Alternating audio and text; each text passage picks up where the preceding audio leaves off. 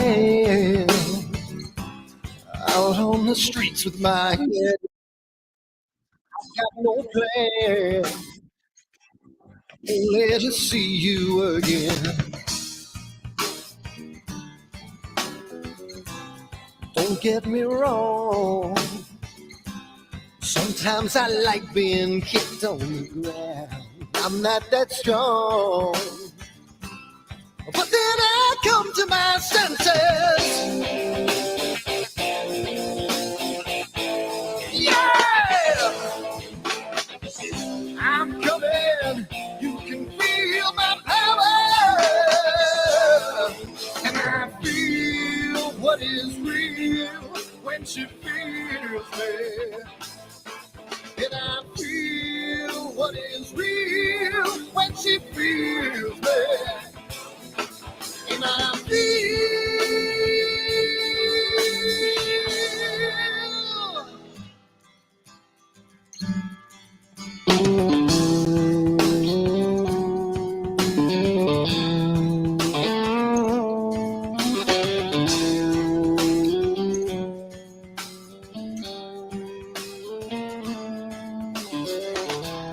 don't be afraid. Don't do that man with the scar on his face. It's a charade. It's just the way you've been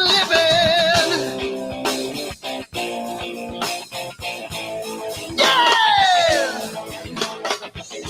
I'm coming. You can feel my power.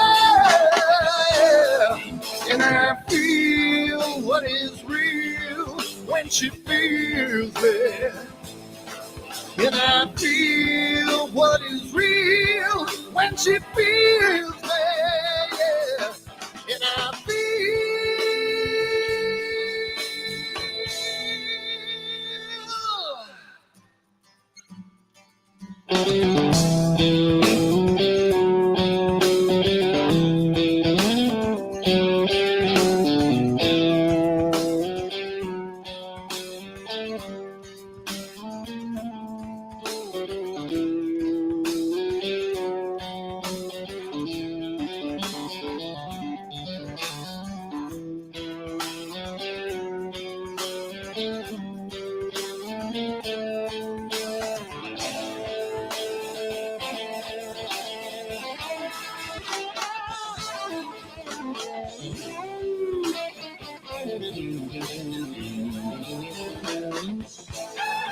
And I feel what is real when she feels me. And I feel what is real when she feels me. Yeah.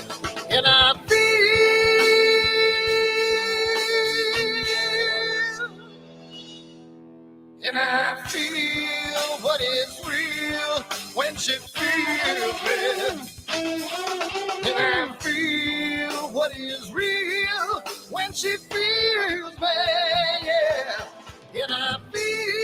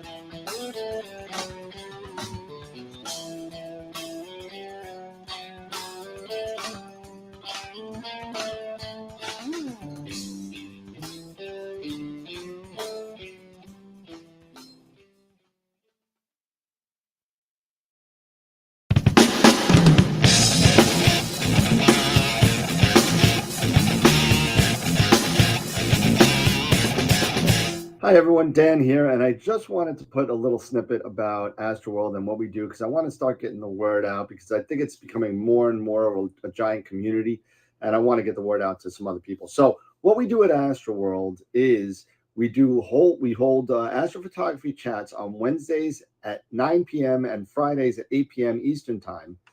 And we just talk astrophotography. Wednesday's more of a techie kind of advanced intermediate, and Fridays is more of a newbie kind of thing. So if you want to check us out, and if you want to, hang out with some semi-decent people that like to go off the rails a little bit and have fun while they're doing it, come check us out at AstroWorldWeb.com, and you can check out the schedule, and you can sign up for all the free giveaways that we do. We just gave away an Eagle 4 Pro, an Optilong filter kit, Charles Brackenstein's books, and a whole bunch of other stuff. So come to AstroWorldWeb.com, hang out with us, have a good time, and as always, remember to keep imaging, keep educating, and clear skies. And I'll see you soon. Bye-bye.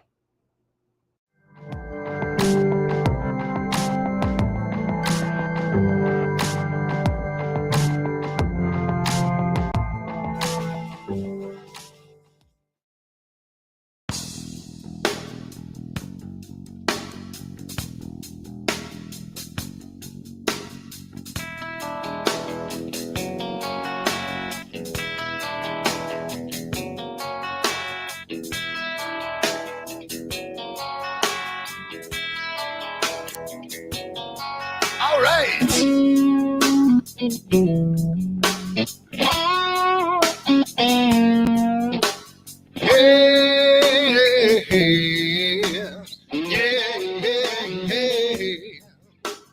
Where did my color go? Got your head in the sand.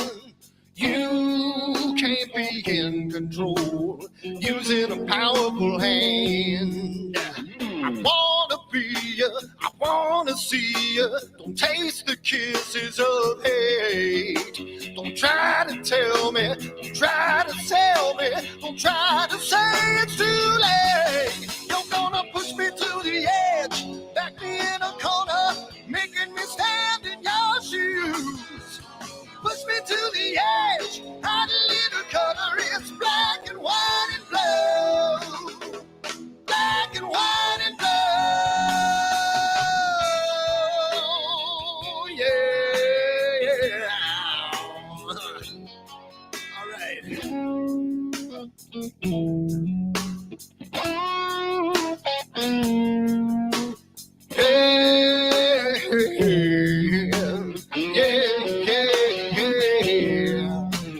Cat learns to ring a bell. Rat gets free from the maze.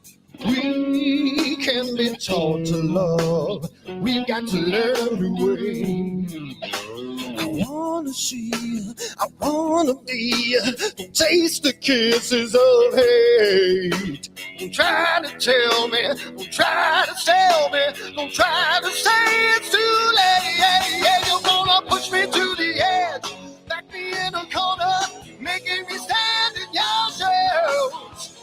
Push me to the edge, hot little color, it's black and white and blue.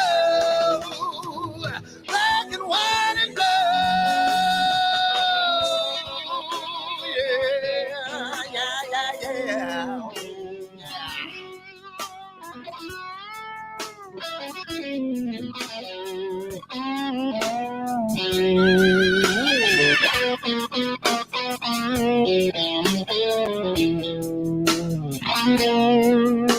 I wanna be, I wanna see, don't taste the kisses of hate.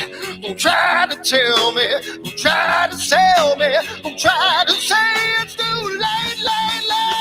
Push me to the edge, back me in a corner, making me stand in your shoes. Push me to the edge, hot little color, it's black and white and blue. Yeah, black and white and blue. You're going black and white on the edge, back me in a corner, making me stand in your shoes. Push me to the edge, hot little color, it's black and white and blue. Black and white and blue.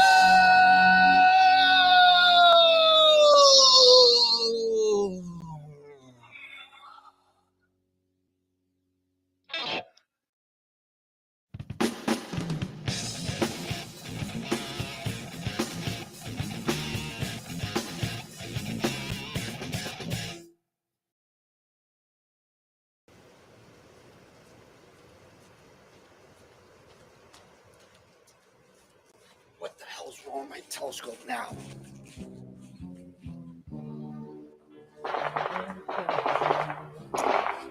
Get what's wrong with this thing.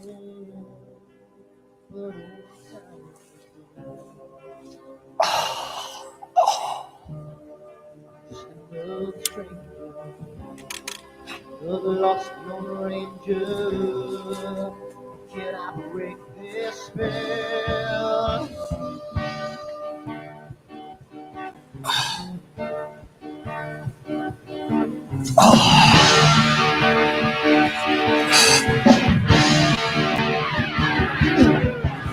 Do one thing right, do I make you do things wrong?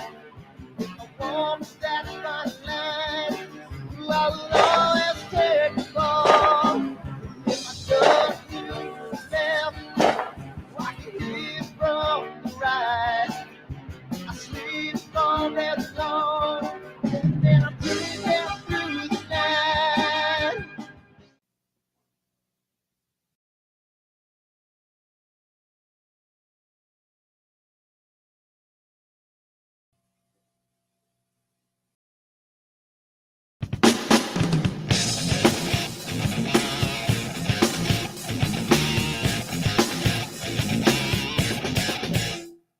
I've seen a lot of bankers, and I've seen a lot of cops. I've seen a lot of lawyers pull out all of the stops. I've seen a lot of children with their parents in their hands. I felt a lot of women who refuse to understand. Well, I don't think I understand why we're making such a fuss. And I don't think I understand what's come of all of us. And I don't think I understand why we take this world for granted. I just want to get right back to Guitar Players Planet.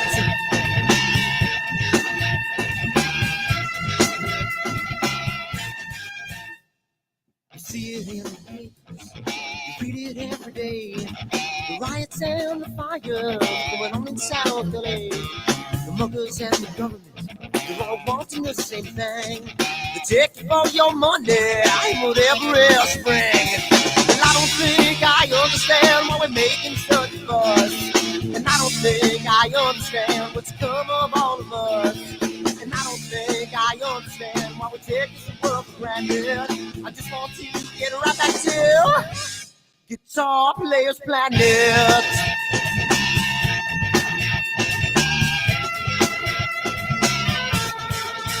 Take me.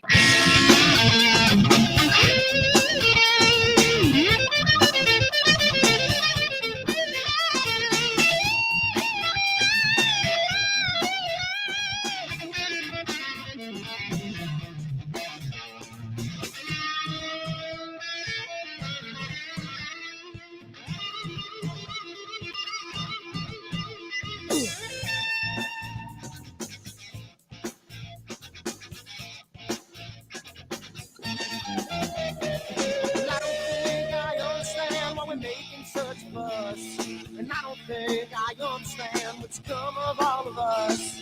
And I don't think I understand why we take this world for granted. I just want to get right back to Guitar Players Planet. Guitar Players Planet. Guitar Players Planet. Guitar Players Planet. Guitar Players Planet. Guitar Players Planet.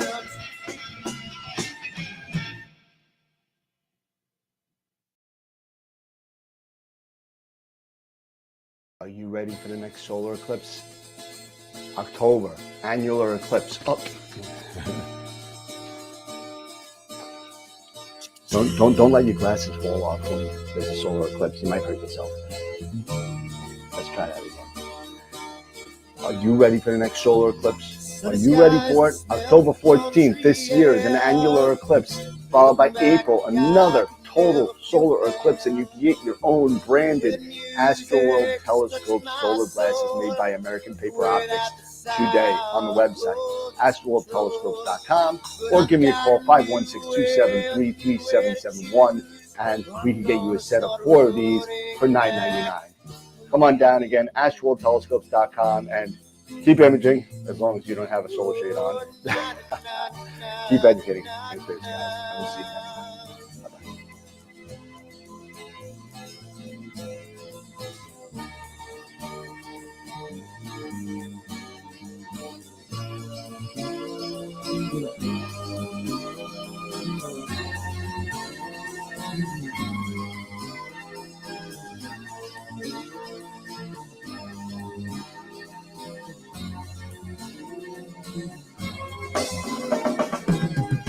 Seems to me that I have lost my friend. Got the sunset off the highway again. Then I get lost on a long summer day. I must go back before it's too late.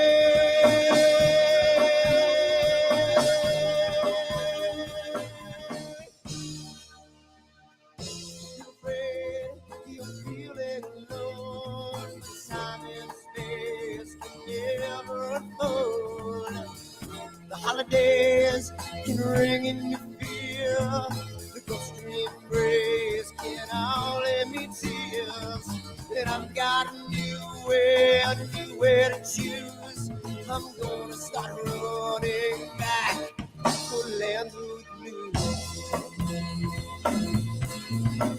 Oh, na na na na na na.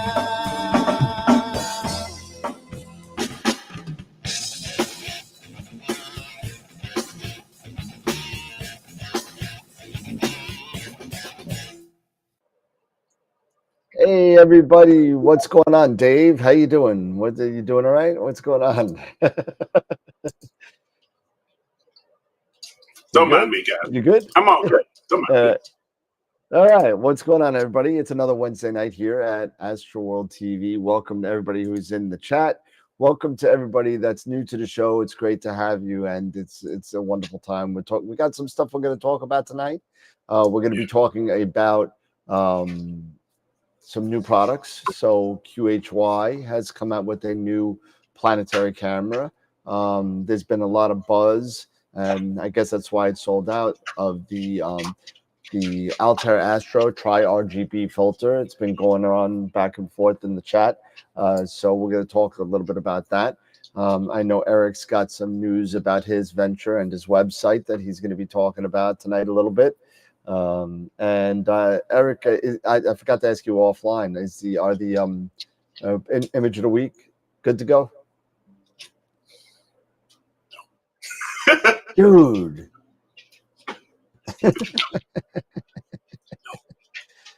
Okay, Eric will get that up tomorrow morning. I will get that up as quickly as I can.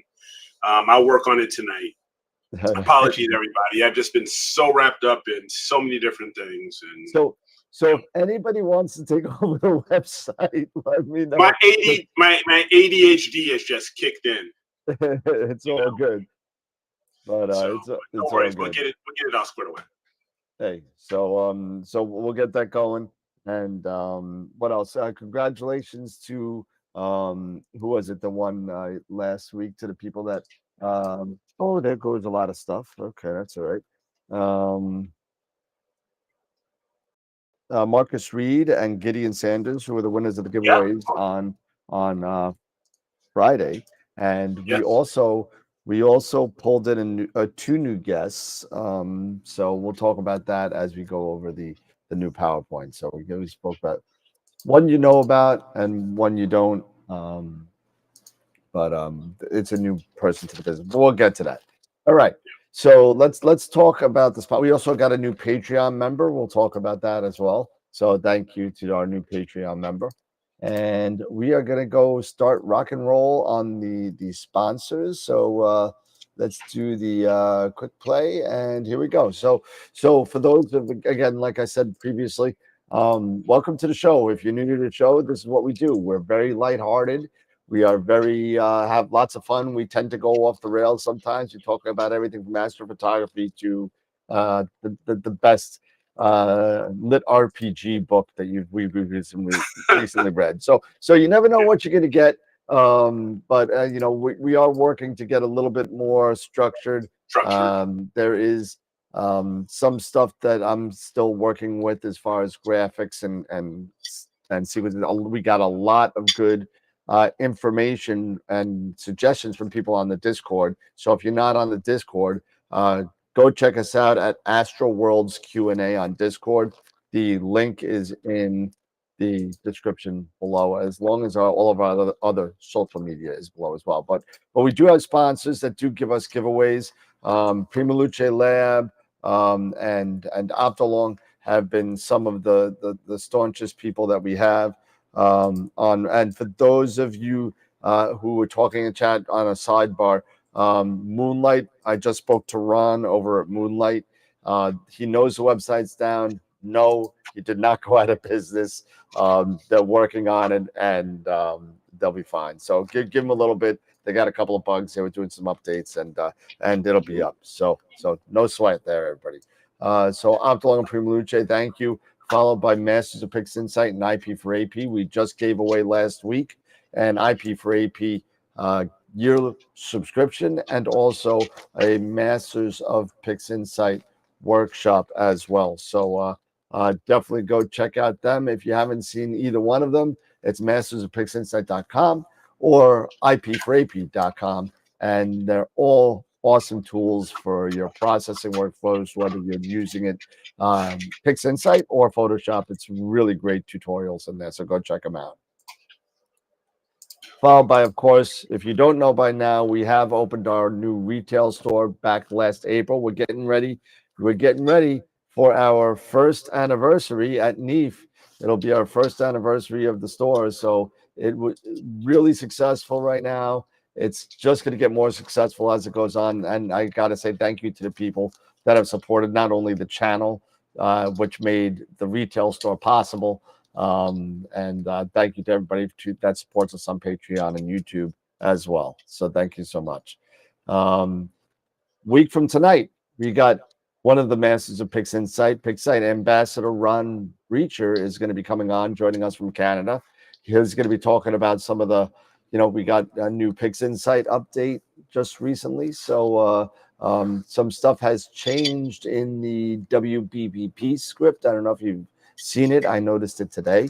Some stuff we need to go over. So hopefully he'll be able to shed some light on that. Followed by the following Wednesday, we got Greg Crinklaw coming in from Skyhound, who creates Sky Tools, which is another great tool that you could use. Sky Tools tool. What a tool. Anyway, you could use that for not only a lot of people in the older days, like I remember, used to use it just to log your observations, and it was an observational planning tool. Now, over the past couple of years, he's implemented an imaging part of it where you can do the same thing as you do with a lot of the other tools out there like Nina and such, but you could use Sky Tools as well. And I've been a user of Sky Tools. I haven't used the imaging part, so I'm wondering how it's going to look. So we'll see. I did purchase it and I never used it, so be a good thing to see there. Then of course we got Bob Denny coming on for his part 2. He's going to be talking about ASCOM Alpaca again, which has been taking hold in a lot more areas than we thought it would be last year, and now it's a year later and it's starting to catch on. So good to start hearing what some of the updates and some of the people that have come on board with ASCOM Alpaca. And oh wow, I got 2. Okay, so there you go. He said he's coming on. We booked a date. Alan Friedman will be on March 20th. Really good timing. So you got a good, 18 days before the solar eclipse or so, 19 days. So be good to have him on. These are actually images that he took from his website. So these are the images that this guy takes, and he is unbelievable. So it's going to be great to have him. And unfortunately, I did not make a slide for the next one yet. But this guy is Martin Gordner. I hope I pronounced it right. Gordnier, maybe. And he owns a company in New York. and I'm gonna go back to the 2 up because I'm done with this. But Eric, he runs a company in New York, and what he does is he retrofits mounts with absolute encoders for a good price. And I lost your audio again, Eric. You're totally out now. Sorry. There you go. Yeah. No, I was saying, wow. So just to give you an example, I mean, this is somebody that Pete called me today, and he's at the show in California, I think it is. And there's, I think I got a picture of it. They literally have a part of the show that's called the China area. I guess there's something like China patio. China area? Yeah, it's all Chinese distributors. It's called the China, and it's just this whole area. Like, I don't know. I thought he was joking, but it actually says the China area, and it's all Chinese. It's kind of weird, but Okay. whatever the case may be, this company is from New York. And just to give you an example on the pricing, and don't quote me on this pricing. This prices is subject to change. So until we hear from him, but what Pete was telling me, not including shipping. So the shipping is going to be just like if you did it from Deep Space Products, you're in charge of shipping both ways. They're not going to pay, for the shipping on mount heads to go back and forth across the country. But Pete wanted to see if it was possible to have it done on his new Pegasus Nix that he bought just recently, and he wanted to put absolute encoders on it. I said, "Well, you could be the guinea pig on that one, because if it works for you, then I'll think about doing it." And I said, "Oh yeah, Right, well, how much is this going to cost, Pete? Just the installation, forget about shipping." He said somewhere in the range of $500 to $600. That's exactly how I looked. So, and again, this may change, the pricings may change, but even if for absolute encoders, and you could go unguided on a harmonic mount for 10 or 12 minutes, I don't know. We'll have to see. Yeah. So he's going to be coming on in March to explain what he does and what, how it works and how much it costs and all that kind of stuff. So he's going to be coming on sometime in March. So I think that's kind of cool. Yeah. Chris is like, I call Kaka. Steve Hand. What music has to go, Steve? I know Steve Hand. He may not remember me, though. I hope he's not talking about the music that was on in the pregame show, because that's my band, and I take that offensive. I don't take anything asking, for those who don't know, what is an absolute encoder? Well, that's something that we're going to go over, and when he comes up. So because we throw this word around, encoders. Absolute encoders, from what I remember, have zero backlash and are extremely accurate, more accurate than any worm gear, belt gear, or even, you got to remember, even though the harmonic gears are there, right? They're made for torque, right? They're made for torque. And, they have a lot of teeth in it. So it's going to be okay as far as their accuracy is concerned. But we'll have to see how accurate this is and how it works, because I'm a little skeptical, just like Chris. I mean, Chris says I call bull. But you know what? I said that too. And I spoke to the guy on the phone, and he seems like he knows what they're doing. So don't know. Because absolute encoders, in just basically, if I can get this, it's basically, they set the mount. The mount knows always exactly where it is, like within, microns. Yeah, it's like it always knows, regardless of any type of software issue or error or anything like that, and then you can run unguided for a long period of time. We're talking over 15 minutes or something like that, some crazy amount of time, because you're like the guiding, because of those encoders, you're like at 0.2 arc seconds or better, something like that. You're talking like, I mean, if this is true, if this is accurate, you're talking about getting the tracking of like a MiT or a Mach 1 for a couple $100. I mean, that's, I'm skeptic. I'm very much so, but I'm really looking forward to hearing from Pete and stuff like that. Once he gets his Pegasus back, and because of course, one thing you also have to realize is with these newer harmonic drive mounts that you've just purchased, they may have like a 2-year warranty or anything like that.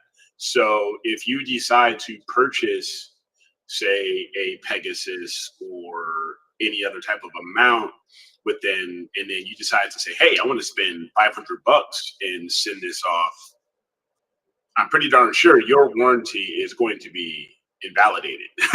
It's going to there's stuff like that, because so just be aware of those things. So they're not going to guarantee the warranty, I'm sure, because they are opening they're opening it up. Exactly. You're opening it up, you're doing these things, so don't expect hey, now all of a sudden things are not working well, and it worked until you broke it. Don't send it back to the manufacturer. Don't send it back to Pegasus or Ioptron or ZWO or whoever, because they're not going to help you. Exactly. They're gonna probably get it and they're gonna open it up and say, "What the is this in here? What is this? What are you doing? What's going on? What's going on here?" But I mean, it's kind of like I don't know the way things it's all are going. about fitting the encoders and having them shake hands with the existing software. Well, it's got to. Well, the hardware. So eventually, what's going to happen? What's eventually got to happen? Basically, these encoders need to watch where the gearing is and know where the gearing is every step of the way. And we'll see. I mean, if it works, great. And I can't wait to see, because Pete said he's going to do it. And I told the guy, if it works, they are 2.5 hours from my house. I said, if it works, I will drive mine up there and I will pick it up when it's done. And you know what? We'll see what happens. But see what happens. Yeah. Definitely. Just see how it all goes, man. Yeah. So let's see what Pete said. He's going to do it, he said. I said, all right. I hope you don't have a $3,300 paperweight. Yeah, no kidding. But it's in Troy, New York, which is pretty much in the center of New York, upstate for me. But so it's in Troy. So we didn't go over our new member. We got to do our new member here. Let's see if I get you up here. So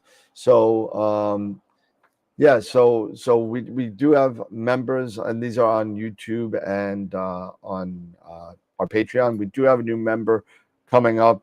It'll say new member in the guests. So thank you for everybody. Charity, Tom, Mike, our Black Hole members. There's our Red Giant member, and there he is, Ed Dietz, right there.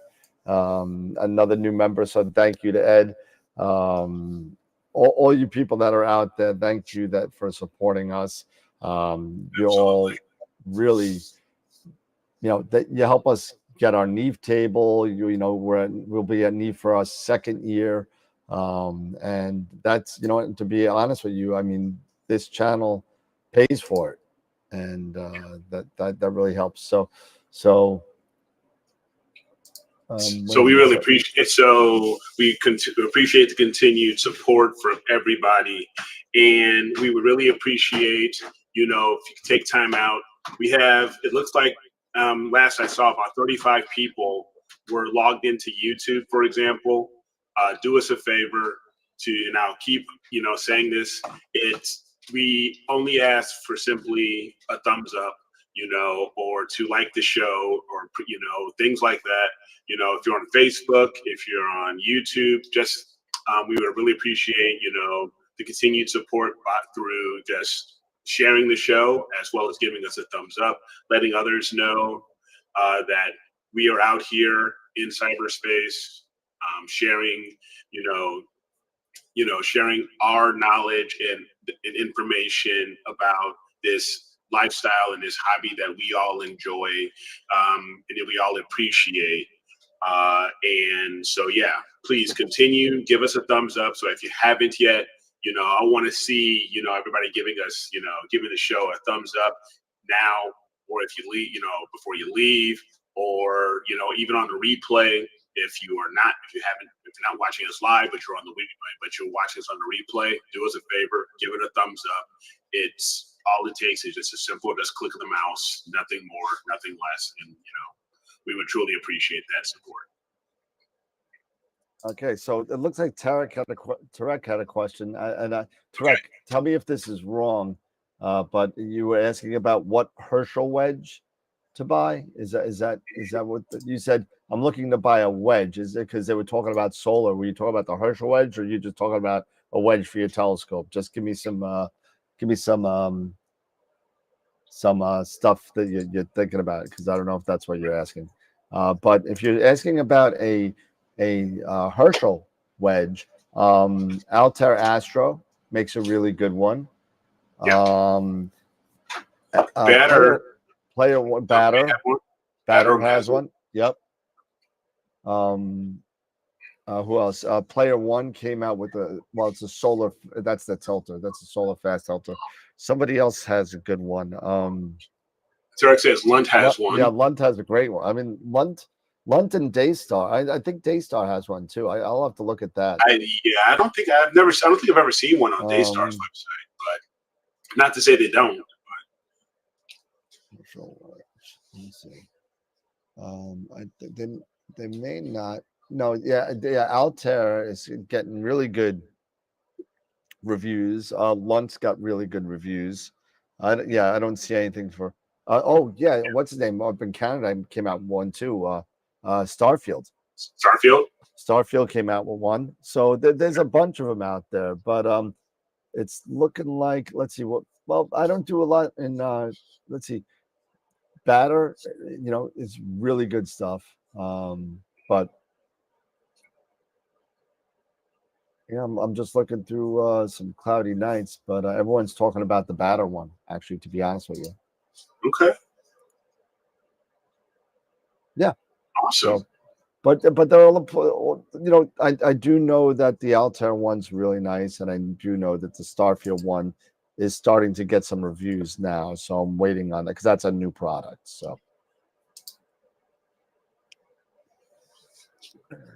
where is what happened to my YouTube? My YouTube disappeared. There it is. So I have to choose one.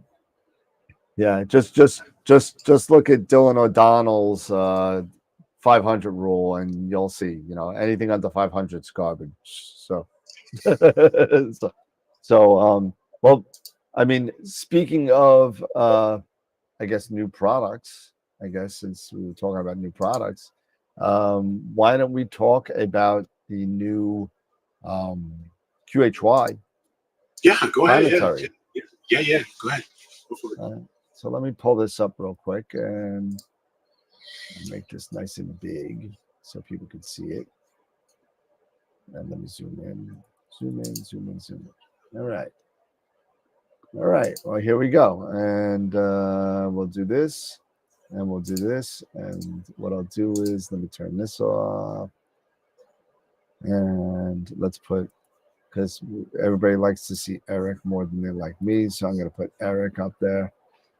And Eric is all the way down here with this new green screen going on, because we finally got that working after how many years? I don't even know. Been a while, huh?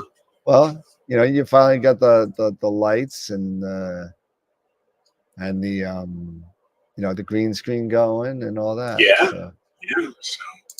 so there we go. So there we got both of us. So there we go. So here's the QHY new product. I don't want to see the comments, so I'm going to move this to the side a little bit. Actually, I can't. I'll move this to the side. We'll do this. We'll do that, and then we'll do that. There we go. Now I can see everybody. Awesome. So QHY new product coming out. This is out now, if I remember right. This is the new QHY 5.3 model, the 568C, and it's a new planetary camera. It's a color cam. It's really high frame rates, and you'll see that in a second. It looks like it's going to be really good for planetary, for you planetary buffs out there. Both mono and color. But yep, you could have it mono and color. It's one of it's back illuminated, right? So no amp glow, right? Yep. Could use it as a guide camera. It's still using the original 5.3 framework, and it's the best thing about this, supports true 2x2 binning in the hardware, right? So now you can bin with these cameras at 2x2, and sometimes when you have this, like, I guess you get, we call it digital binning, where it's binning in software, right? Yes. The unfortunate thing about that, when you do bin in software, it also bins the noise. So you get more noise as you bin, right? So with this, you could bin on chip. It's in the hardware, so it gets there before the conversion, so you don't bin the noise, which is nice. So, and this is the best thing about this. Look at this right here. It's the first sentence right there. Over 500 frames per second at the smallest region of interest. So as you do solar imaging, planetary imaging, you're not using the whole chip, right? Right. Once you get it on chip, right? Once you get it on chip, you're going to crop to a region of interest, so you're using less of the chip, so you could have a higher frame rate because it's not worried about the rest. Right. It's focused. Yeah, it's locked in that ROI. Right. Okay, I got you. So it is at 2.74 microns, right? So when you're bidding, you're at 5.4. If you want, again, once you go past 2x2, if I read this right, if you go to 3x3, now you go into the digital binning, and you're binning the noise again. So if you go 2x2, you're still at 5.4. Now, so there's something to be said with this bullet style camera, right? And getting it's a bin on chip and getting those frame rates, as opposed to, let's say, what is it, the Apollo Pro from Player One, which is at native 9 micron, right? So you've been 3x3, you're at what, to 8.1 or so micron, right? Yeah. But you're binning in noise, and you're still not at the micron size of the Apollo, but right. It's nice to have something this small to work with. Just out of curiosity, I know we're talking about the QHY, but what's the frame rate per second on the Apollo? Oh, shoot, you got me on that one. I should have brought it up. Let me see. Okay. So the Apollo, let's see. Oh, that's my banking. I don't want to see that. You don't see that stuff. I was playing with the website. So let's see. So we're looking at the Apollo. Yeah. Apollo Max. Where's the Pro? Yeah, you have $599. Yeah, you know, right. The second one. Yeah, No, that's the M Max. That's the same chip. It doesn't matter. it's the same chip. Yeah. It doesn't matter. So, Max frame. Oh wow, I must have done this. Oh, my website stinks. Okay. And so much for me. We got to talk to the webmaster on that one. You got to talk to them. Oh man, I bet. Where's the Apollo Oh man, Max Pro? that's funny. There it is. 432 at 799. Is it there? Yeah. Specifications. Here we go. 126 at 12-bit. Yeah. Okay. Yeah. 9 the smaller micron. one. Now, the smaller now, Apollo. however, I believe that's at full range of the chip. So let's go to ready. Player one, astronomy, right? Yeah. Let's go to their website and let's see if they have the. No, it's not the same sensor. What Tarek, and I see that. This is a 432, the other one's a 568, so it's a different chip. They're both made by Sony. But you're right. We're not comparing apples to apples here, but we're just in curiosity's sake. What we're looking for is. I'm just curious, Yeah, I'm just curious. The frames per second, it's 126, and this one here, it's 500 frames per second in the respective ROI. So they don't even list it on their website. It's right there, frames per second. Frame rate. They don't even list it. They just use the 12-bit 126. That's at full range. They don't do the. Oh yeah, as far as ROI. So when you crop it, and again, I'm sure it's. Let's see. Let's see if we could do Apollo. It's a 432 as well. Come on, slow. These damn websites.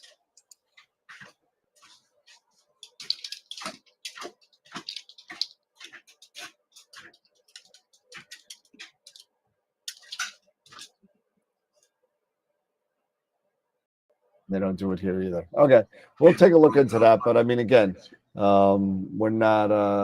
aren't comparing apples to apples here. Quarks are usually around what? The quarks are about 1,200.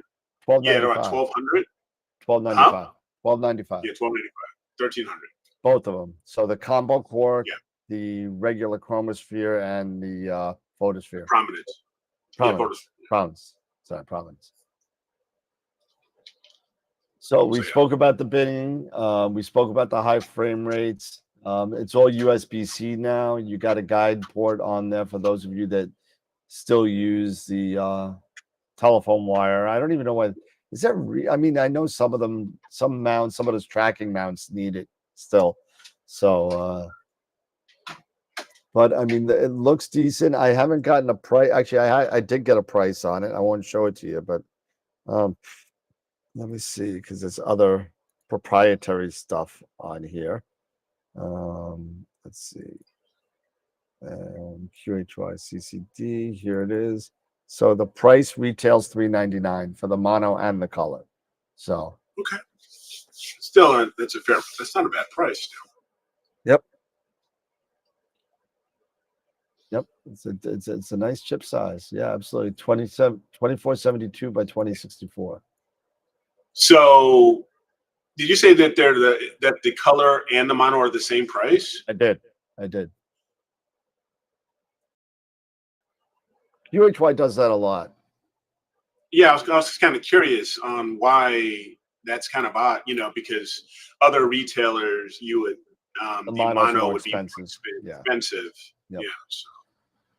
But I mean, again, when you even when you're talking about, I believe the 268 and the 268C are the same. And I'm not there. Hey, I'm the picture of the month winner. I'm the picture of the month winner. Yes, and I didn't even post a picture. Yes, you did. Yes, you did. Yes, you did. Yes, you did. Yes, you did. You snuck one in there. Let's see. So that's that. So that looks like to be a decent. I mean, the frame rate's unbelievable if you're in for planetary. So I mean, let's see. So I got. There you go. There you go. There you go. You're not Dave anymore. There you go. Thank you. Nothing against Dave, because his images are a hell of a lot better than mine. They're When I grow up, I want to be like Dave. I'm telling you. I want cool images like him. Me too. I just want to take data. I can't take anything. Yeah. I'm Finally get a grabbing chance some to start. data right now. What are you doing? I'm finally getting data right now. Oh, you're imaging right now? Yes. I hate you. I know. So what's up with your this is website, probably- man? What's up with the website? Yes. So it's still a work in progress. I was up until like 2 a.m. this morning, doing things and doing work on it, and getting DNS items, getting DNS records straightened out and stuff like that. Shut up, Dave. But here, I'll give you guys a quick sneak preview of what I'm currently working on. And I'll make Eric big. Yeah.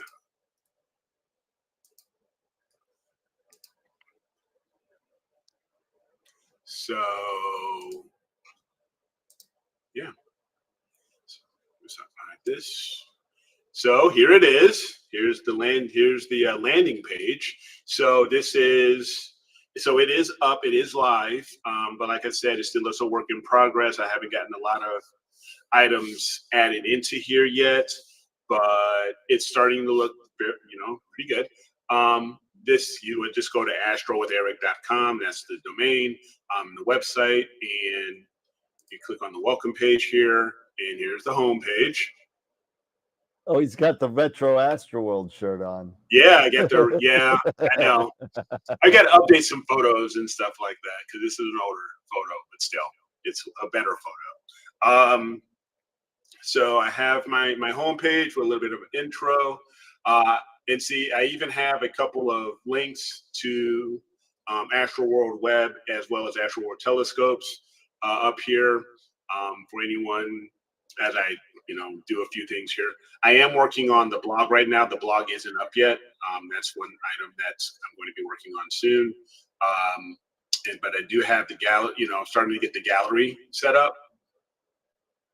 So so we have a few different, a collection, with the categories, and star clusters and, equipment. Only a few items are in here, in each space right now. But for example, if we go to the Galaxy one, just, my images and a little bit of information. You didn't go back to 101? Mm-hmm. Okay, you did say. Okay, I didn't think you pointed out the supernova, because it's super bright. Supernova. Picture. Yeah, right there. Yes, it's right there. Yep. So yes, I did. So this is just a few items here, and then of course, you have star cluster. I just have M13 in here right now, but I have a few others. And then I have M42 right now. But I'll add on more because I have a lot more nebula than I do other items and stuff like that. So yeah, it's a work in progress. I'm excited. It's but it's keeping me up. A little late on a few items. A few nights, but it's coming along. And then once I get everything really loaded in there, and just like you when you were working on the telescope, the shop's website, the store's website, it takes some time, to get everything loaded up and set the way you want it. But once it's all done, then it'll be easy. It'll just be regular updates and maintenance. And then I'll have the blog going where I'll be posting. I'll be writing up articles on, what I'm doing, equipment I'm working with, things that I'm learning, and, then sharing, and people can make comments, you drop comments and, all that other cool stuff, that you can do in a blog and all that other, and other items. So it's, you're using WordPress for this? This right now, this is actually Adobe Portfolio. Okay. But the blog will be on WordPress. Gotcha. Yep. The blog is actually, it's a subdomain, blog.astrowitheric.com, and that is actually hosted with DreamHost, and WordPress is there. It's already installed. It's just got to get. But this, I'm being kind of picky. I'm trying to just choose on the right template and kit and stuff like that. But once I decide on that, I'm sure it'll go quickly. Yeah. And then try to figure out, okay, what's going to be the first post? Yeah, right. Things like that. So. But I'm excited. It's going to be pretty cool. That's cool, man. It's looking good, man. So nice job doing that. Thank you. So it's coming along nicely. So like I said, it's gonna be fun. All right. So let me go back here.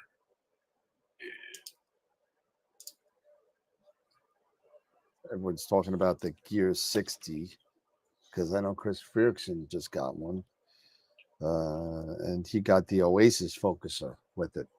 And it's kind of like one of those slip-on focusers, like the Optex kind of that slip on. And he's saying he's liking it. So good. Yeah, Tom, the pods right there was the very first under equipment. An equipment collection is the very first entry I put in there. So now I got to add all my other equipment and stuff like that. But thank you guys, appreciate it. Yeah, Dave said to put the PowerPoint or the video of the constellation stuff on there. Oh, sure. Yeah. We can definitely, cut those videos, and I can even, people want to know, we can take those and I can add them to our post, either to AstroWorld, worldweb.com or I have all the recordings on my hard drive. My hard drive's getting full. Yeah. I'm gonna need more data. Oh boy. No, it's not full. I got 40 terabytes, but I mean it's still after years of recordings, it's getting full. But let's see. I see Jason. I see Pete. I see Norm. Hey, Norm. So I mailed your Norm purchased some solar glasses from AstroWorld, and I put a little present in there for you, Norm. So just take it for what it's worth. So you know me, I'm just a crazy guy. So right now I'm imaging the rosette with the FLT91 because I don't have a good rosette. I mean, I haven't imaged a rosette probably in about 3, maybe 4 years. Okay.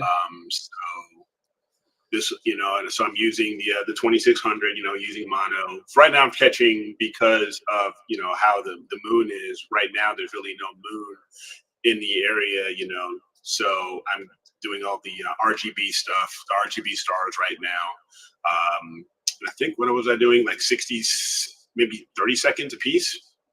Yeah. For the stars, and then I'll switch over to HA and O3 and everything else, and get that rolling. Yeah, 30 seconds per exposure on the RGB just to grab the stars. Yeah, and that'll keep things well controlled. Nothing will be overexposed.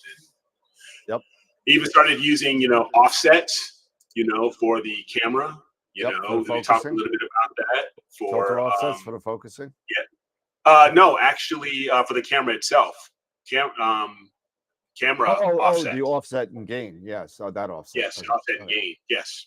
Yeah. So yeah, that was a so I really good, decided on the one. interesting topic of conversation with that offset and how to use it and how it works. Mhm. And you know, Yes.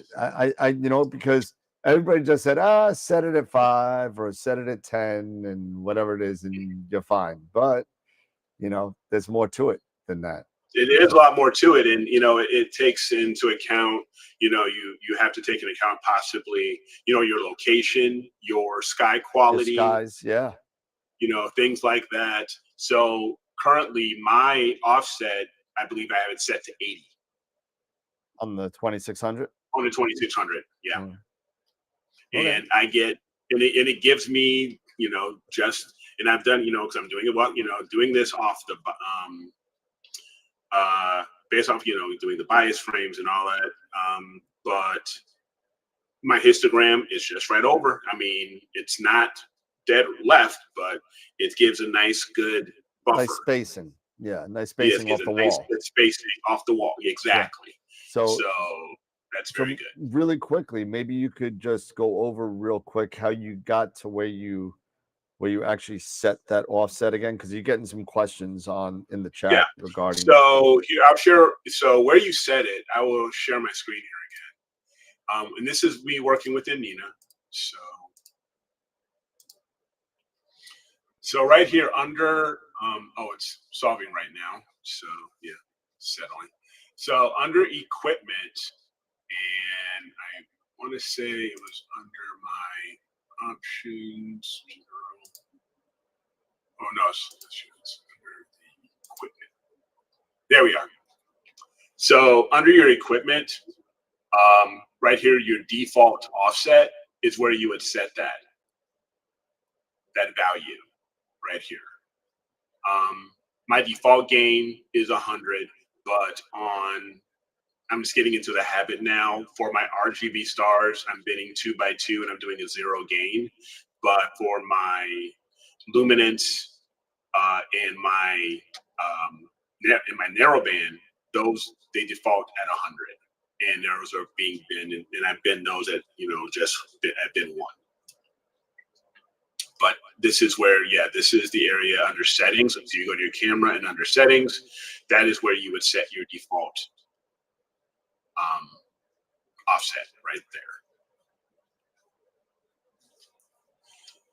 Okay, but how did you get to your number, I guess was the question. How did I get to my number?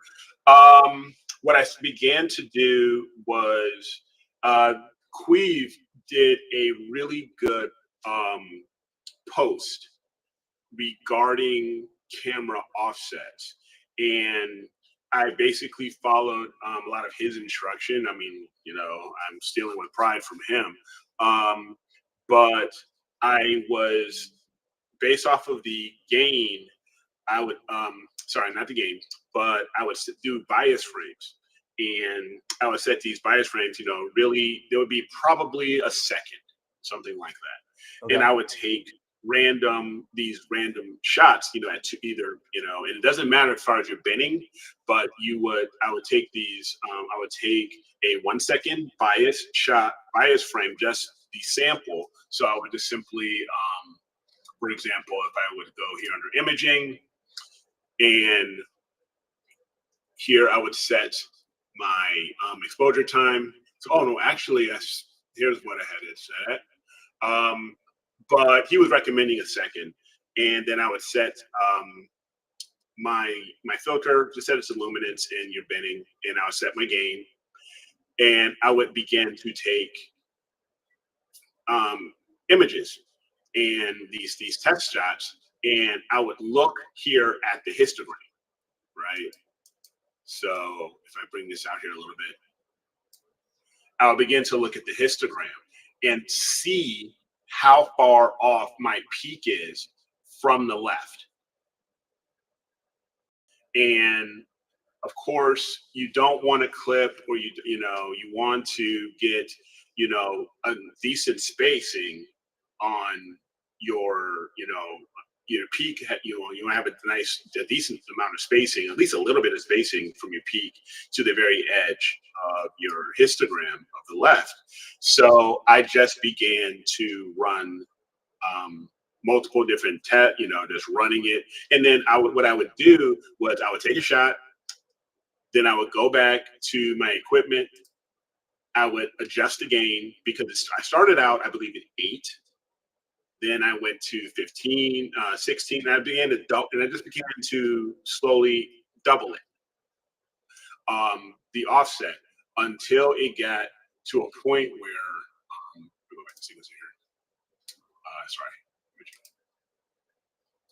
Where I got my histogram, or I got that peak off of the edge of, off the left side. And then when I got it to that point, I said, that's good. Because you can see here now my offset was 80 and stuff like that. And this is at 0 gain. So, the more you increase your gain, your histogram is going to actually move a little bit further to the right. So basically at 0 gain, that's where I started off at. And once I saw that peak away enough that I felt comfortable, and I saw a really good, the overall peak here, and everything was pretty much off that left side, then I said, I think I'm satisfied with that. 80 was, and then I just set it and I said, I think that's good. That's where I think it's the best spot. And that was basically it. So. Nice. So it's just a matter of, just going to imaging and taking those bias frames, because you're going to have your cover, have the cover on and stuff like that. And, you can set it to as short of an exposure time as you want. Like I said, I had mine here at like 1/100th of a second, which is probably unnecessary. But like I said, Queeve was even doing his, I think he mentioned his at a second. And I set my gain properly, and I just began to just take a single shot until I saw this starting to move over. And once I thought it was at a good spot that I felt comfortable with, and I just said, okay, that's going to be the default now. Nice. So this way, at least having that offset the way it is, it helps ensure, I guess, in my opinion, and if I'm understanding this correctly, it helps ensure that I'm not going to, when I'm taking my exposures, I'm not necessarily going to clip my images, because that offset will make sure that the exposures that I take based off of this offset here, I'm going to be off that, my peak is going to be off of that left side enough that I can feel comfortable that I'm not going to be clipping my blacks and stuff like that. Nice. Does that make sense? That makes sense. Okay. So, yeah. So sometimes I know I can have a hard time explaining things. No, you did good. That made perfect sense. Good. So, yeah, so that's how it goes.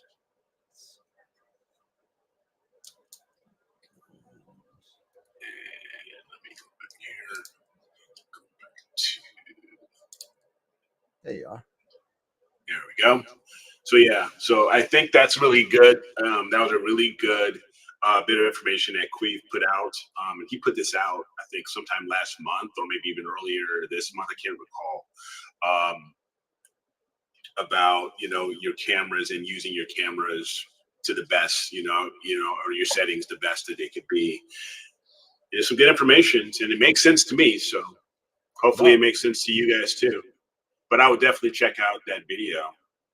Yeah, that Queeve video. Yeah, he did a really good job of checking it out and making sure that it was understandable. So I mean, he always does, and he always makes it fun. The guy's so funny. The way he presents he's so smart, and he just does it in a way, and you can tell he has such a great passion for the hobby, and it's really nice. So,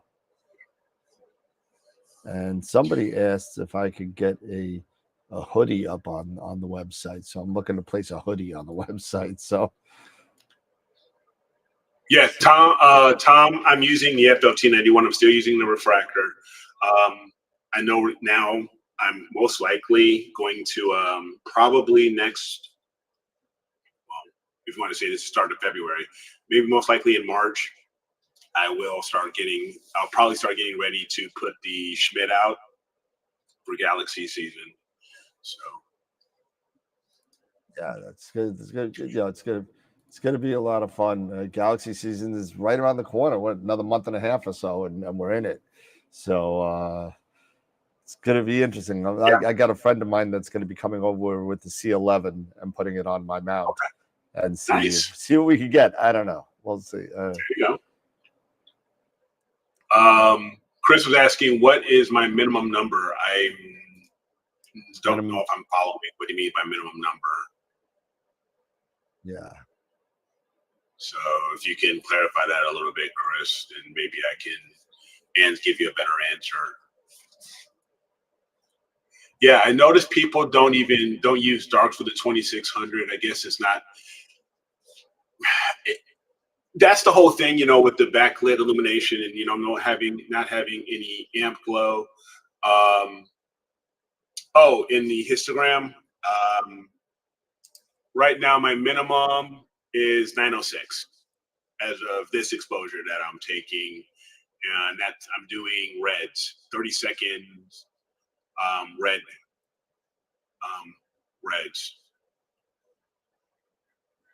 at 2x2 at bin 2.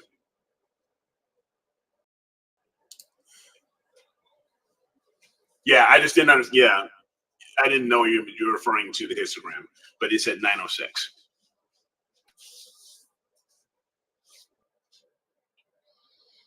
So yeah, it's around that 900 area.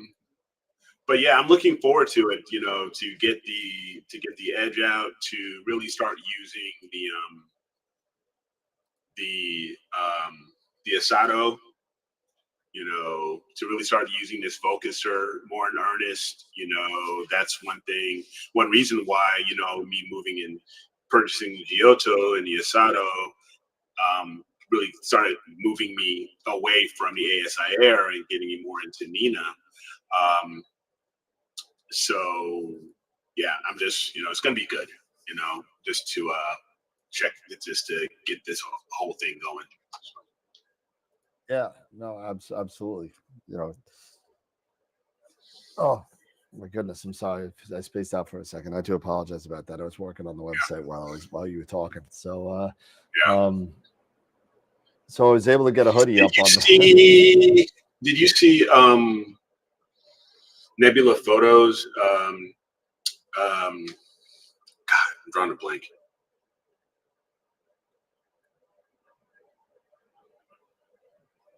Nebula Photos. What about Nico? Oh yeah, Nico. Yeah, I didn't know if you were looking for his name. No, he was. Nico. I haven't had a chance to look at his video yet. He's talking about aperture fever, and he had the ASCAR 180. Yep. I haven't had a chance to look at the video yet. I've seen it. I haven't had a chance to look at it yet. But aperture fever for sure. It is a real thing. It is a real thing. Yeah. It is absolutely. It's a real thing. That's one of the big things why I ended up going with getting the Edge. Aperture fever, but I couldn't get the 9.25 yet, so I had to settle for the 8. But another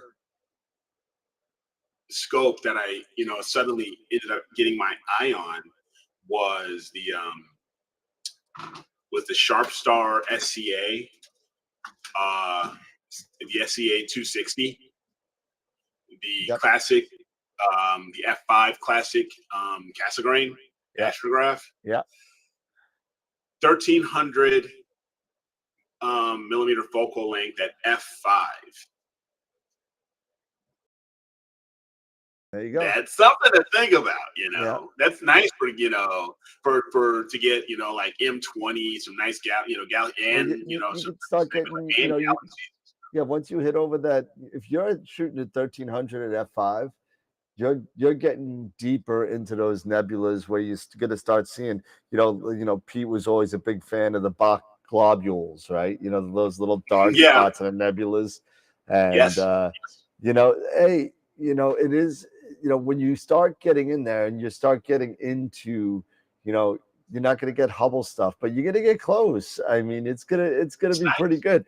when you're sitting there and you're getting into the pillars of creation, and you got the almost 1,500 millimeters of focal length.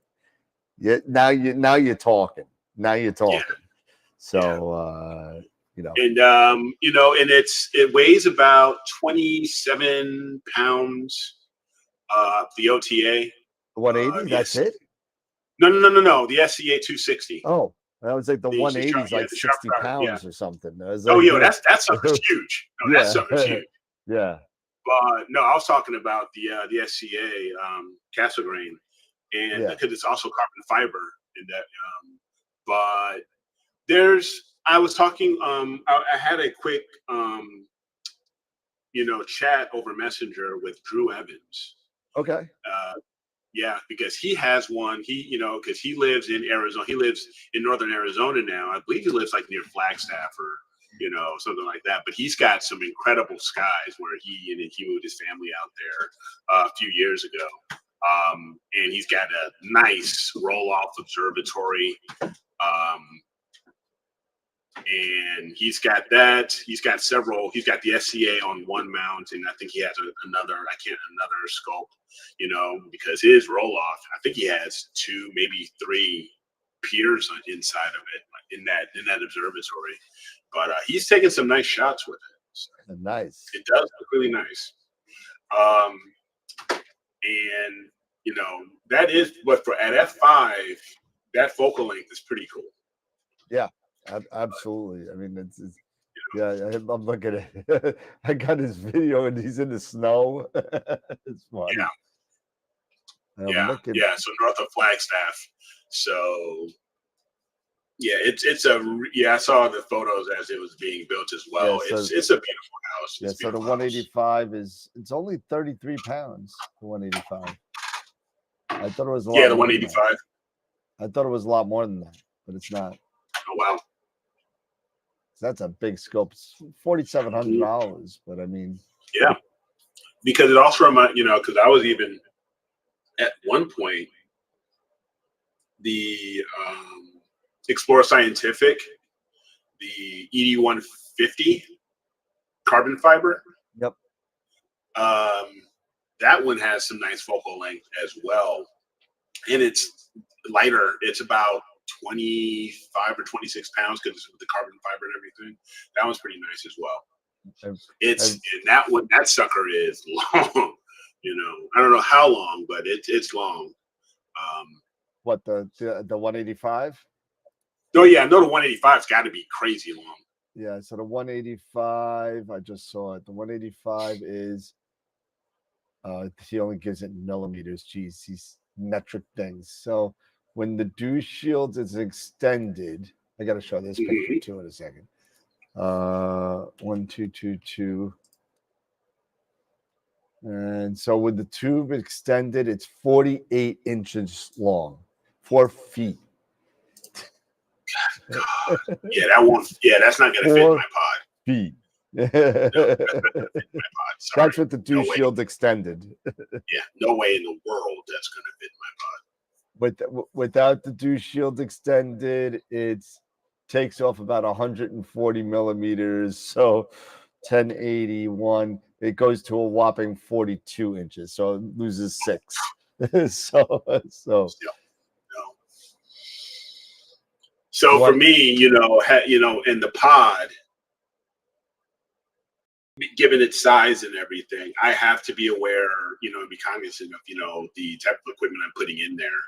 And that would be one that will probably not work for me. That's why, I'm keeping an eye like the Casa grains and stuff like that, because there's, those I can handle in there because, being smaller. Yeah. So check this out. You want to see something out of control? I put this on Take it easy, Ernie. Later, Ernie. I put this on the Discord the other day. Here you go. Oh my God! Look at that sensor. That is sick. That is an 8K sensor. Wow.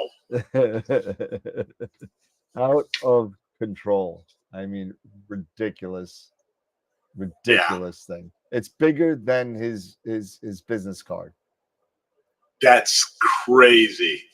That's big. That is And big. the first one is being installed in the United States at Palomar. So so that's where it's going. That's where it's going. It's going in a freaking observatory. That is a $52,000 camera. Oh, that is crazy. That's a lie. That's a lie. That's the bigger version. There's a smaller that's 52,000. This one is $252,000. I stand corrected. It's even more. It's $250,000. Wow. So, they've got a nice little cup of coffee or whatever sitting right next to it. Out of control. Out of control. Oh man. I think he said it was something like 111 millimeter diagonal. That's yeah, crazy. it's out of control. I'll take two. Can I pay you Tuesday? So I called him up. I said, "Hey Pete, if I get an M54 adapter, will it work?" he just laughs. So it's like, oh man. So that yeah, we need to call Precise Parts and say, hey, yeah, I got this camera here, this side of the sensor. The precise parts would be like, he would have a coronary. I mean, you'd be like, what? You need a what? M170 something? Exactly. Oh my gosh! Very minor vignetting on that. Very minor, It's not very minor vignetting. That sensor's bigger than M42. Yeah. So that's impressive. So that's pretty wild. So everybody's asking me. I'm gonna see if I can pull this up real quick on the Altair site, because it's on back order right now, but everybody wants to see this new Tribe RGB filter that they're coming out. That it's out, but it's all on back order. It's been sold out already, and it's relatively cheap. But let me just see what the price about is. $169. So depending on how much he sells it, so you're talking about like $250 US for the filter, something like that. Depends on what he sells it at, but here we go. Here's the spec sheet on their site. Now this is the Altair Tri RGB. Now it's primarily made for color cameras. Okay. So you get a little bit of O3, you get a little bit of the HA, you get a lot of RGB, but it doesn't go totally broadband. So it narrowly selects those blue, the green, and the red. So it gets, you can see it on the graph, right? You skip this whole area of the wavelengths that are here. These are the nanometer versions of the wave, and you skip this whole section here. So if you are in light polluted skies, this is going to help you. So it's about 169 pounds UK. The direct conversion is about 215, but with the taxes and import taxes, it'll probably be closer to 250 US. But now there are some Altair dealers here in the US. There we are. So yes, I do deal with Altair, although I don't keep a lot of it in stock, so it does have to come from the UK. So it may be an extended wait time. Although I will tell you this. Okay, I will tell you this, that when I pay for it, he gets it to me in about 3 days. So from the UK, DHL. So say 5 business days, and I could get them. Unfortunately, with these filters, these tri-band filters, you can see all the way down at the bottom. It says Due to high demand for our filter products, we sometimes temporarily suspend order to allow production to catch up. Right now, that's where they are, from what I know. So as soon as I find out from Nick over in the UK if he has any, then I will start to keep them. They're relatively cheap, you know, as far as filters go, $250 for a decent filter. And I want to try one of these guys out. I got 2 color cameras now. I want to put it to the test with my Bortle 8 disaster. I'll shoot through the telephone wires, and we'll see what we can get. You know, you could also use these. Some people have been using these also with mono cameras for luminance. So, you know, with luminance, you know, you're basically looking through a piece of glass if you're using a luminance filter. It's a little bit, you know, filtered, but you're basically letting everything through, right? And that's why a lot of people were using, at one point, HA as their luminance, because you get a lot of detail and it's very restrictive, right? So, but with this, if you're knocking out more than half of the wavelengths on there, you may be able to get some decent shots off as a luminance for your mono camera as well. So, you know, see how it happens. So HA will be a little more restrictive. But what happens if you have an object very low in HA, right?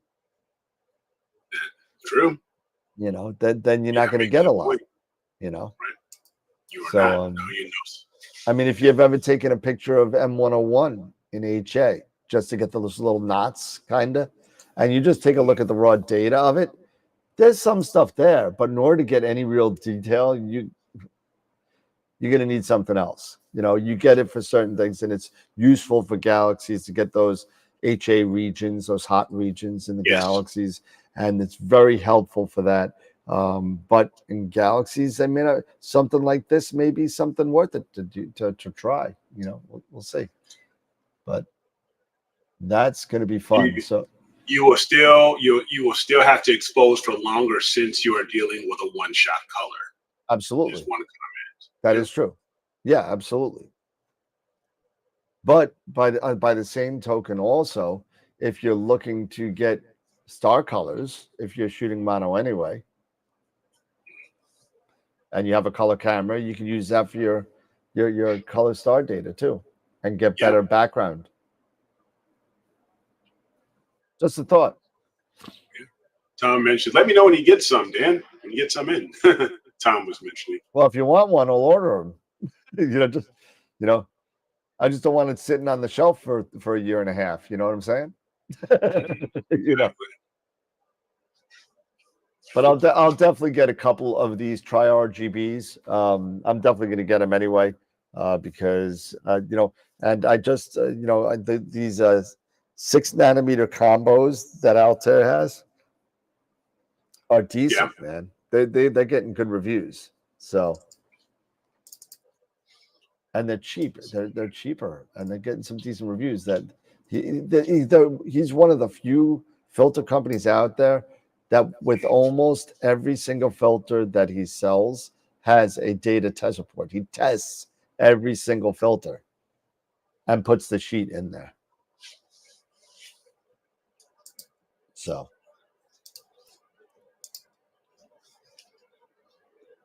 Chat here just to say. Yeah, I'm just trying to get back to the YouTube. What was the light pollution filter that used a bit of IR? It came out recently. Queeve did a video on it. What that's IR sensitive? Yes, they used it. Yeah. Yeah, they extended. Oh shoot! They extended the wavelengths on both the IR and the IR and the UV. The Leah quad band. The quad, yes, yep. Okay. There you go. The Leah quad band. There you go, right here. There you go. Hey. That filter's a lot cheap. You remember that? Yeah. Heck, I mean, do you remember how much the Triad quad band cost? Oh, when it came out? When it came out, that sucker was ridiculous. It was over $1,000. Yeah. out of That control. was crazy ridiculous. And now decent ones is are a couple hundred. So Yeah, so you just innovation, technology, competition, brings this, and yeah, you're paying less than a third of that for a decent quad band filter nowadays. yeah, yep. And now you got you dual, you got tris, you got quads. Try and get quads, yes. so Yeah. yeah, it looks like we might have a couple clear nights here in New York over the next couple nighs. The big storm came through. Mm-hmm. And I guess I'm getting, again, that's what happens, the days later. It just right after Eric, I get it the next day. Yeah. So it looks like for me, looking at the forecast, it's only tonight to image, but it's the first time I think in all of January, this is the first time I was able to image, was actually on the last night of January. The last night of the month, right? To actually image. So that's funny. You take it when you take it when you can get it. That is funny. But yeah, I'm keeping an eye on the Windy app as well, and it looks like there may be some opportunity towards the weekend, and I might be able to get some do some more narrowband with for the Rosette. So that's going to be the biggest thing, is getting that data on the narrowband and putting in a lot of time on that. Yeah, right. So yeah, I'm really getting to that point where I'm okay with spending 20 plus, 30 plus hours, on a narrowband target, especially after that. What is it? When I did the Wolfray at 134, which at that time was probably one of the longer ones, and I ended up putting in like 26, 27 hours in that, maybe around there. But I saw an article that somebody put in over 60. Wow. On that target, and they got some crazy results. But it's just one of the things that when you're into this hobby, you just have to keep remembering. I have to keep reminding myself. Need more data, especially if you're doing one shot, more data. Right. Just get used to that.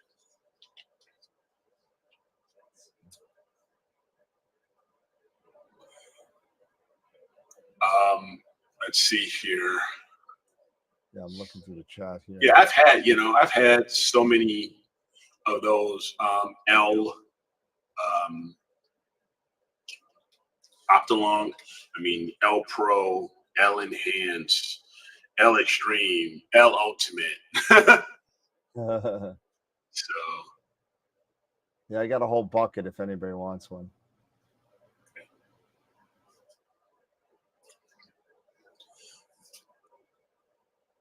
Okay. Tom, what rig were you using as far as optics and camera on your Rosette? Curious.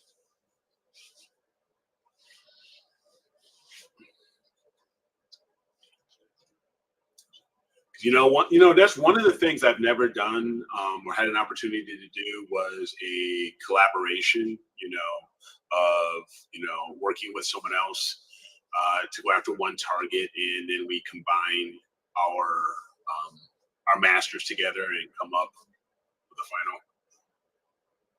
final. Okay. Ooh, 20. Ooh, full frame. Nice.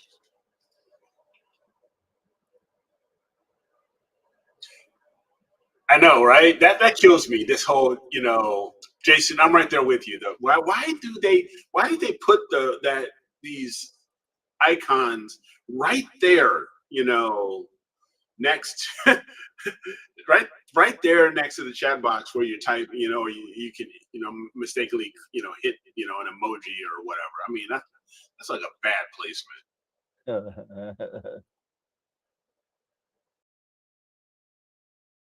Yeah, see, exactly. I mean, that stuff drives you nuts.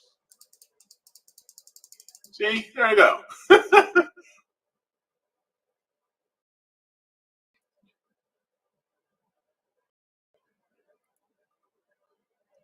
So, no, yeah, I'll definitely take a look at that, Tom, and figure out how we can, if you cool, like to see if we can mesh it all together and see how we can get it together. So.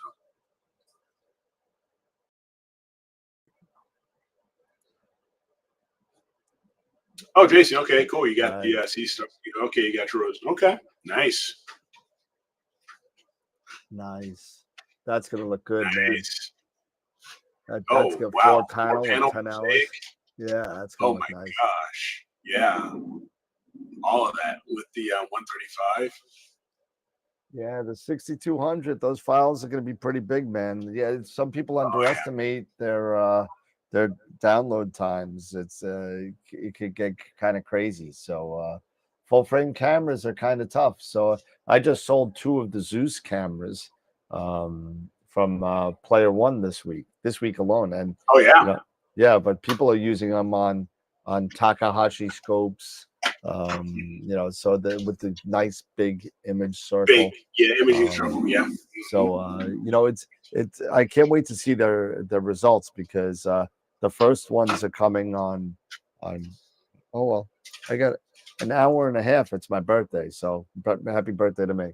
So yeah, there you go, bro. Yeah.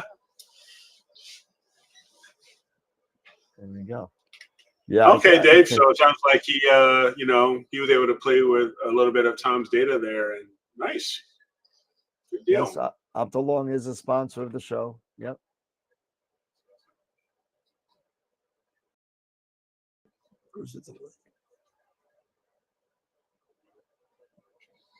Yeah, we've been talking about doing a whole collaboration thing. We never really kind of pulled the trigger on. I'm totally up for it, myself, to do that. To do a collaboration with someone on a particular target and stuff like that, and just and have that and do that project. I've never done it before. And be a really good learning experience for me, and it'd really be cool to see the entire process of merging, integrating different imaging trains, different optics, aligning them and getting them all set up, and then processing it all. And then you can imagine that amount of data. Say if I put in 10 and Dan puts in 10, and then Tom, pretty soon, if we all do it all at the same time, heck, you can end up, with a lot of data, and, a lot of integration time, like 40, 50 plus hours, in basically a matter of just a couple of nights, with everybody, going in on it, and then voila.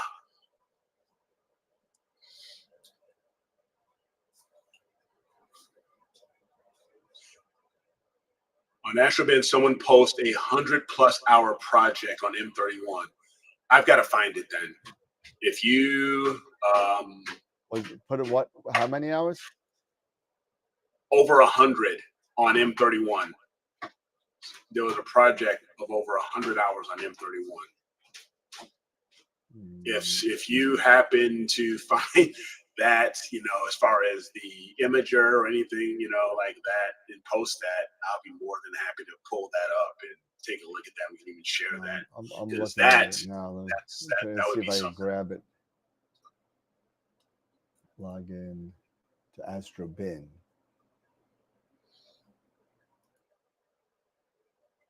Yeah, I mean, guys, if we can decide on, Galaxy seasons coming up, and if we decide on a nice Galaxy target or what have you, coming up, in March or April or what have, and we all decide, we both put, we all put in 10 hours, 10, 12 hours, whatever, into that target.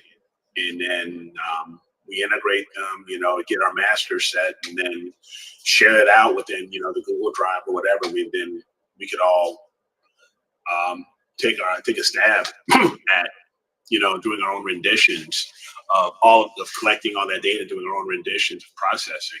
I think it would be fantastic. Yeah, it's tough to find a filter. Oh, Dominic Weinbrenner. Okay. Let me see if I can find. Go here to AstroBin. DOMINIC or K. ICK or IK? IK, I believe it was.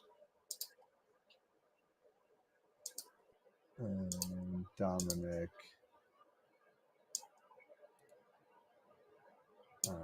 Weinbrenner. Huh?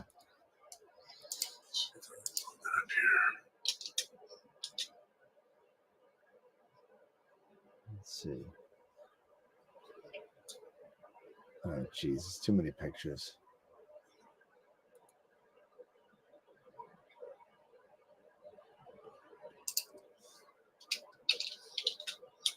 Let's see. Okay, here we go. Too many pictures. Subject. Here it is. I've got it. Here, let me share it. All right. I'll go ahead and share it here. This is something. Start screen sharing.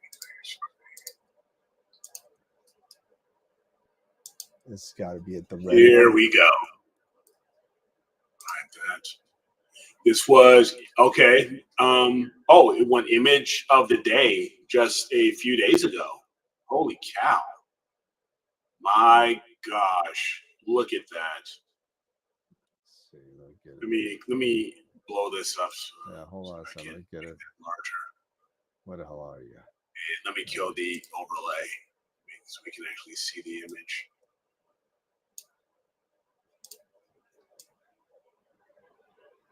I mean, just look at, even before you get there, I mean, my goodness. And then you finally get into M31. Holy shnikey. Look at that detail.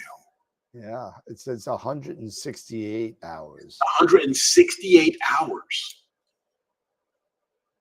Let's see. What did he use? The Spree 100 with a 2600 and an EQ6R Pro. Over an entire season.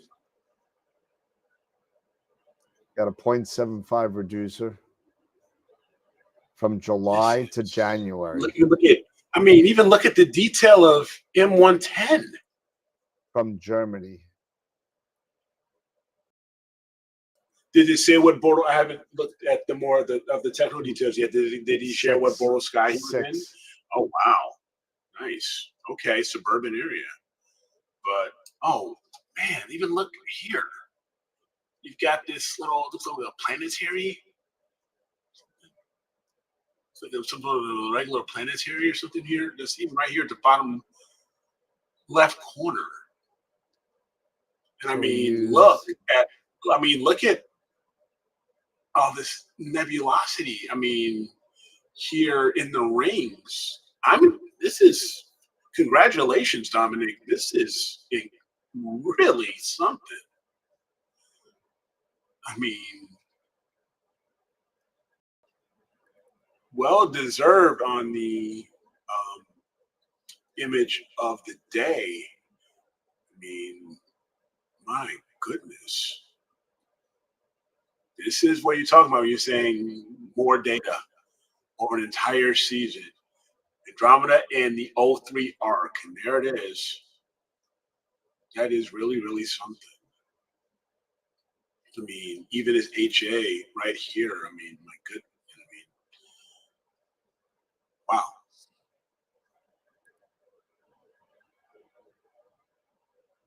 Great processing, well controlled, the cores, well controlled, everything. Even got some great, I mean, 03 even within.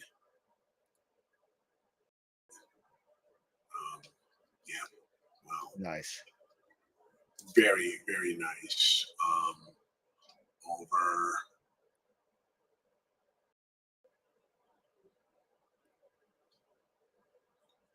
O3 HA. Yeah, from July until January of this year. Yep. Holy cow. And just look at, just a couple hours. 3 minutes. Longest integration is 5 minutes for the H alpha. Yeah. And the O3. But just, a lot. Yeah, 51 hours, 616 of HA, O3, 1200. So 100 hours of O3. I wonder why so much. I mean, look at that. I mean, just look here, that O3 arc and everything, and even within the galaxy. I guess. I don't know. I mean, wow. I'm just saying. It's very, very nice. It's very, very impressive. And he's even got a different version here, the O3 version only. Let's take a look. There you go. It's O3 only.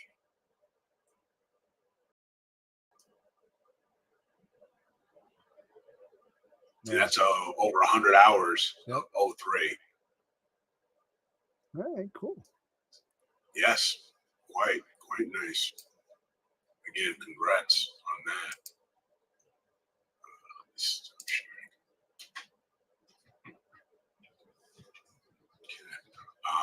Nice. That is something. Yeah, he wanted to get that arc, so it's very dim. So yeah, wow, he got it. That's for darn sure. That he did.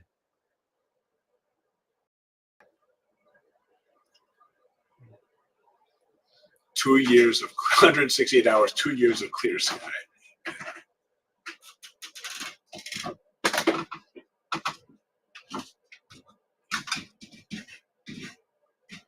Hey, cool. Yeah, I mean, I agree. That's the whole idea behind collaboration. I mean, you take, just a group of like-minded people, and we, aim for a target, and we say, okay, we're going to do this area, we're going to do that, we're going to use this filter, we're going to do that filter, and we all go for it. You just never know. Yep. Yeah, I wonder what the point. Yeah, at what point there's when you get to that point of diminishing returns. That's a good question. That's what I was saying. 100 hours. I mean, I don't know. I would like to see the 50-hour shot and the 100-hour shot, and see if there's a big difference. You know what I'm saying? See if there's a difference. Mm-hmm. I mean, I'm just curious. There probably is. 50 hours is a lot of data, but I mean, I don't know. I don't know. I don't know how much it takes to get that out. I don't know anyone who's done 100 hours of oxygen. So I have no idea. But I have not even thought about trying something like that long. But no, it just goes to show more data. The more data you get. Yep. All right, dude. Well, so it's 10:35. Yeah. We went. I will be working on the website, getting the voting polls out probably within the next hour. So by tomorrow morning, or even if you guys are up within the next hour and you feel so inclined, there are 2 images here that are there. I just have not posted them yet, but 2 very good looking images that will be up for the first February image of the week.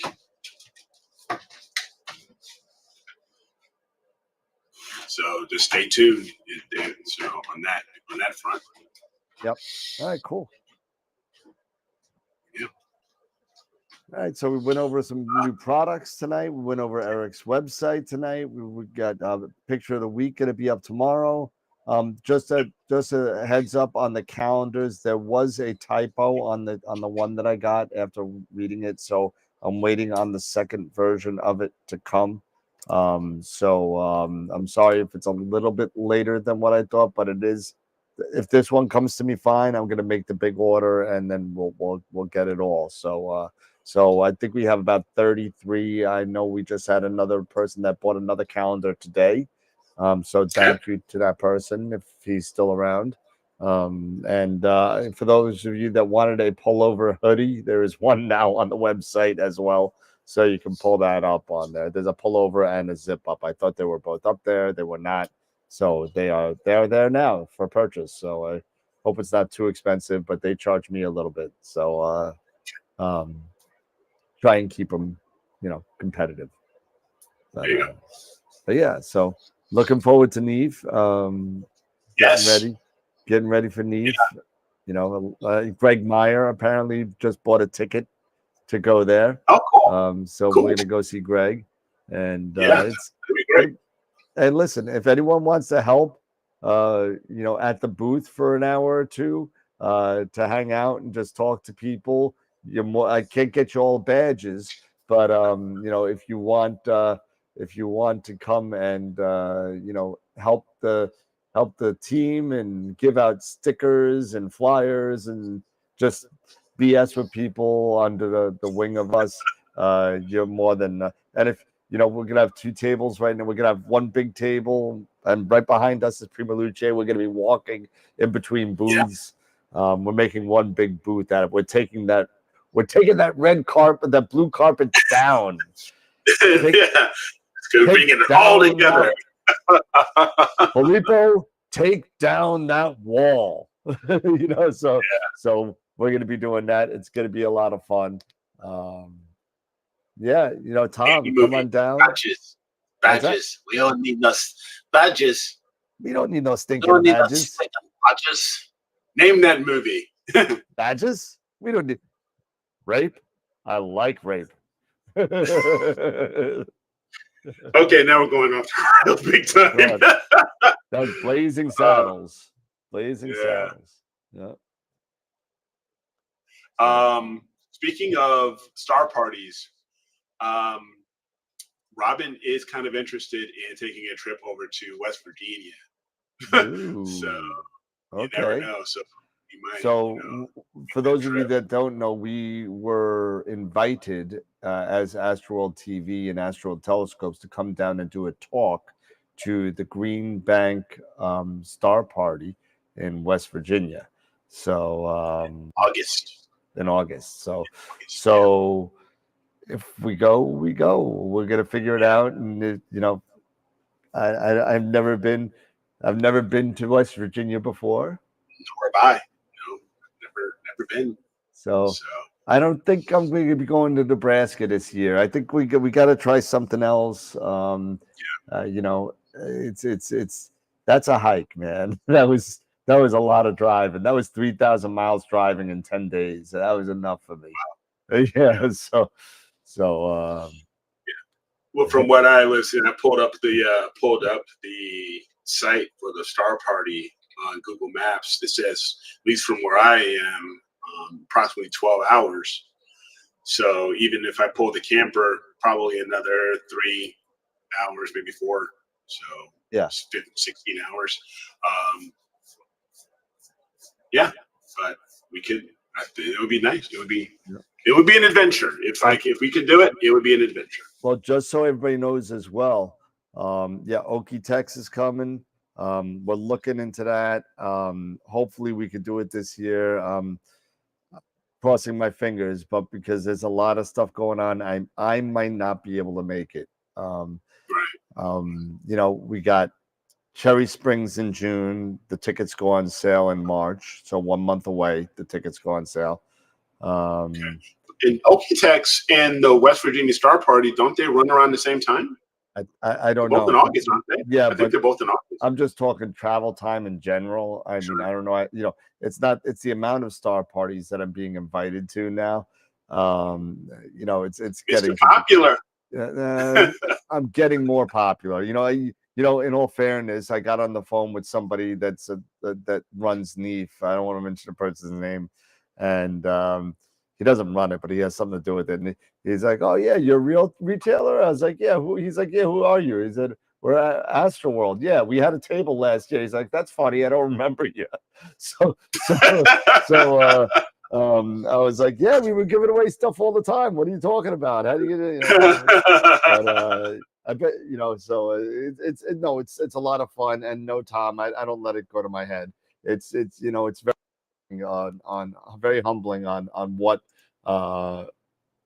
this show has allowed me to build, and with Eric's help, and with Jesse's help, and Pete's help, and Simon Lewis, and Jason, and Tim Cowell, Charlie Walsh, and all the supporters from some of our first supporters at Prima Luce Lab, all the way up to our latest supporters with Optolong and Masters of Pix Insight. So I mean, it's been very humbling, to be honest with you. This has way surpassed anything that I would even think that I would accomplish in 9 months. So thank you. Yeah, Thank you. Thank you. Appreciate it. Yeah, Truly. absolutely. And I'm looking for another great year. The fourth, in a little bit more than 2 months, that will mark the first anniversary of AstroWorld telescopes, and we already started the 5th anniversary of AstroWorld TV. So I mean, 5 years is a big deal, for people actually to sit there and watch us, and actually stick with us for 5 years. I mean, I've had girlfriends that lasted less than that. So I mean, so I've had a lot of girlfriends that lasted less than that. It's it is what it is. But yeah, the inventory is going to keep growing. I put in my first Daystar order, so I mean, it's gonna be a lot of fun. So. All right, Eric. The more that I see this, we were talking about this gentleman who's installing these encoders, these absolute encoders. The more and more that I'm watching, even though I have the dome and my guiding on RA with the SIM 60, everything you guys have known all of the story and history of it. It's like, man, I really want to get a new mount. Or maybe I don't have to. Maybe it can be something where I've had this for quite a while, and maybe I can upgrade it, and then it'll fix everything. You never know. I mean, if that's the case. So, yeah. Pretty cool. So, that would be pretty cool. That would be pretty cool. All righty. So, all right. Final thoughts, Mr. Eric? No. Again, thank you, everybody. This was a great show, great conversation. Thank you to everybody in the chat for your participation. So we have some great topics today. Yeah, Jason. Yeah, I'm definitely looking into the bootlegger. I was planning on doing it last year, but it just didn't turn out.